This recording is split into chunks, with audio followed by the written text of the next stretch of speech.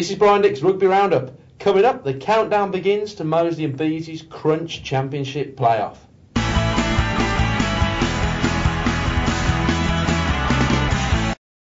Hello and welcome to Brian Dick's Rugby Roundup. I'm Andy Walker and I'm joined today in our Fort Dunlop studios by the man himself, Brian Dick. Welcome, Brian. Hi, Andy. Well, Brian, you was at Billsley Common on Saturday for what turned out to be a day of mixed emotions for Moseley. Talk us through it. Yeah, it was a really strange afternoon. Moseley were really up against it to beat Bristol. They managed to do that with what was their best performance of the season, absolutely, unquestionably. And then the guys were walking off the pitch, they were patting each other on the back, they were shaking hands, and then 15 faces just fell when they found out that Plymouth had beaten Doncaster and that what had been the best performance of the season effectively counted for very little. They were in the bottom four and in a bun fight with the rest of their Midlands friends. We had the chance to catch up with Moseley head coach Ian Smith following that result against Bristol on Saturday, and he was hoping that his side could use that victory as a springboard headed into the Championship relegation playoffs.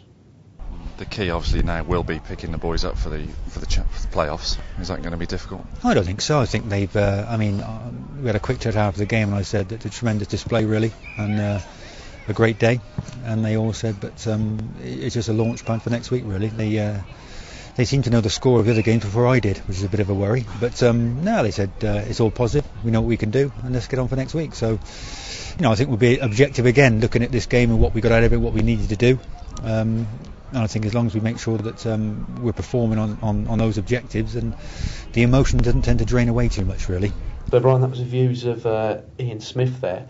We really are looking at a massive couple of weeks for local rugby, aren't we? And starting with the Titanic battle at Sharman's Cross Road on Saturday. It is. This game's a very big one. The relegation playoffs get off in what intensity, white heat intensity. It's an absolutely must-win match for both sides. But you can say that for all six fixtures. There are three Midlands clubs in that relegation playoff.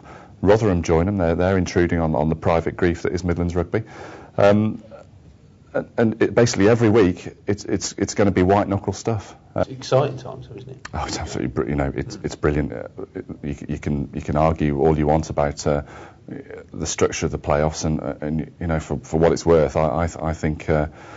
Anyone who thinks that Moseley and Bees have had a similar sort of season has been to the Martin Johnson School of Self-Delusion, because Moseley have won 10 matches, they finished 55 points ahead of Bees, yet from Saturday they're starting on the same point on the same starting line, and the stakes are the same. I mean that is absolute madness to me. And touching on Bees anyway, I mean how did they go on the weekend? Well, they got another thumping down at Exeter. There wasn't ever really going to be a match they were going to win. They by their own admission, they put some of their better players in cotton wool. But worryingly for Russell Earnshaw, he admitted to me on Monday that some of his players are ruling themselves out of the side rather than ruling themselves in. He's gone from maybe knowing 20 of his 22 matchday squad. He said on Monday that he now knows about 75% of the players he wants to pick.